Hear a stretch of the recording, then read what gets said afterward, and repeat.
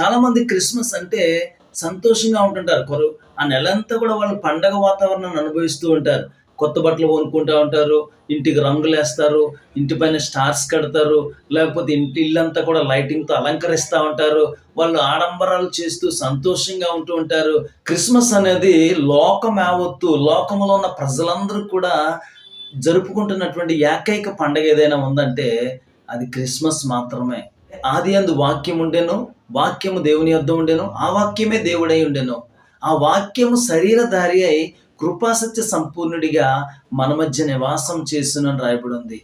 అంటే దేవుని యొక్క వాక్యమే శరీరము దాల్చుకొని ఈ భూలోకంలో మనుష్య కుమారుడిగా నివసించడమే నిజమైన క్రిస్మస్. ఎవరైతే ఆయనందు విశ్వాసం ఉంచుతారో, యేసుని గనక వారి హృదయాల్లో చేర్చుకుంటారో, అట్టి వారి జీవితాల్లో నిజమైన క్రిస్మస్ ఆనందాన్ని అనుభవించగలుగుతారు.